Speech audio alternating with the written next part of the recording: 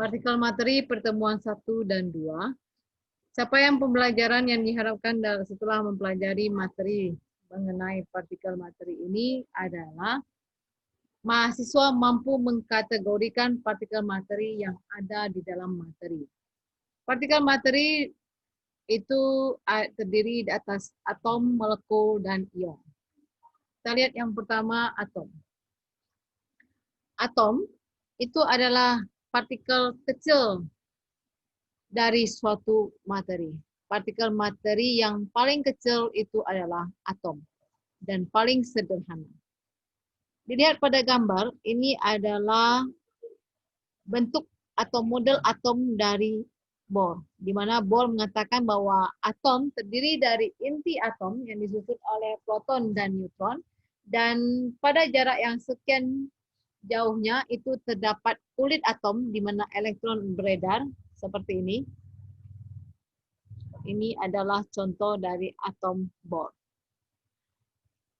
Sebelumnya, sebelum Bohr mengemukakan mengenai model atomnya, ada model atom lain yang dikemukakan oleh para ahli, yaitu seperti model atom Dalton, yaitu bola pejal, model atom J.J. Thomson, yaitu roti kismis, model atom Rutherford seperti bumi, matahari dikelilingi oleh planet-planet, dan model atom Bohr ini, serta model atom yang terakhir, yang paling akhir dan tidak terbantahkan lagi, itu model atom mekanika kuantum yang dikemukakan oleh Erwin Schrödinger dan Werner Heisenberg. Atom itu kalau kita lakukan pengelompokannya berdasarkan sifatnya, dapat dibedakan atas atom logam, non-logam, dan metaloid. Apa-apa saja atom logam, non-logam, dan metaloid itu bisa kita lihat di dalam sistem periodik. Dan bagaimana sifatnya itu bisa dipelajari lebih lanjut, dicari tahu lebih lanjut. Partikel materi yang kedua itu adalah molekul. Molekul, seperti yang terlihat pada gambar, ini adalah molekul karena disusun oleh dua atom. Jadi satu biru ini bergabung dengan biru yang lainnya, itu akan membentuk yang namanya molekul. Satu atom bergabung dengan atom lainnya, baik dia sejenis seperti yang biru ini, ataupun yang berbeda jenis seperti yang atom merah dengan atom putih, ataupun atom hitam dengan atom merah. Merah melambangkan atom oksigen, putih melambangkan atom hidrogen, sedangkan biru melambangkan atom nitrogen, dan hitam melambangkan atom karbon.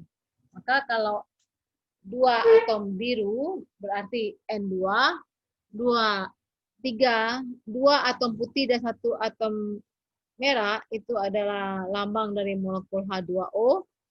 Kalau satu hitam dan dua merah itu adalah lambang dari molekul CO2. Dan yang bulat-bulat seperti ini tersusun dalam bentuk kisi kubus. Ini adalah lambang dari satu molekul natrium klorida. Dari gambar yang dipaparkan, maka definisi dari molekul itu adalah gabungan dari beberapa atom yang sejenis maupun berbeda jenis.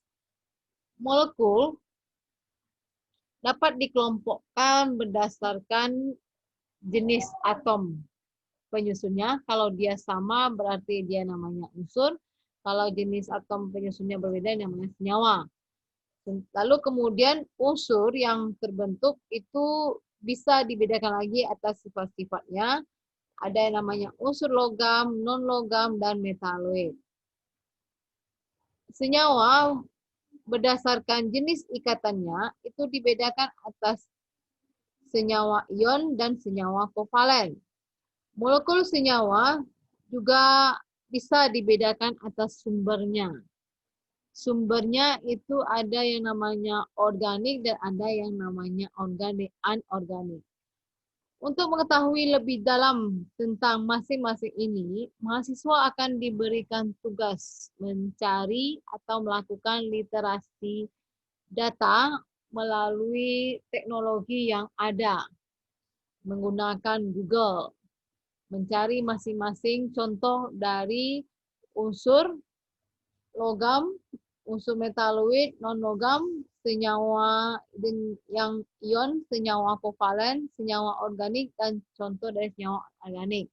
Setelah itu, mahasiswa juga diminta untuk melakukan literasi manusia dengan menggunakan Google Form. Para mahasiswa diminta untuk mengumpulkan data mengenai sifat dari unsur-unsur logam dengan membuat Google Form, kemudian dikirimkan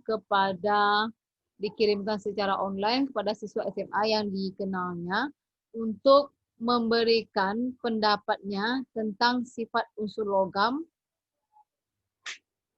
sifat unsur non-logam, dan sifat metaloid, serta memberikan pendapatnya tentang sifat dari senyawa ion, senyawa kovalen, sifat dari senyawa organik, dan senyawa anorganik. Jadi mahasiswa diminta untuk melakukan literasi data, literasi manusia, dan literasi teknologi. Ion adalah atom. Di sini kita lihat contohnya. Atom, ini adalah atom. Atom dapat berubah menjadi ion jika ia melepaskan ataupun menerima elektron. Kita ambil contoh di sini adalah atom Na. Atom Na ini mempunyai elektron terluar 1. Ketika dia berubah menjadi ion, dia akan melepaskan 1 elektronnya. Kenapa ini bisa terjadi? Mahasiswa diminta untuk mencari tahu apa alasannya.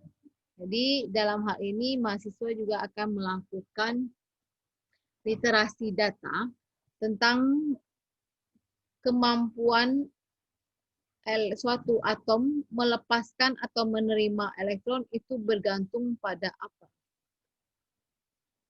Atom Na, di sini dia melepaskan elektron, maka dia berubah menjadi ion yang bermuatan positif, dikenal dengan nama kation.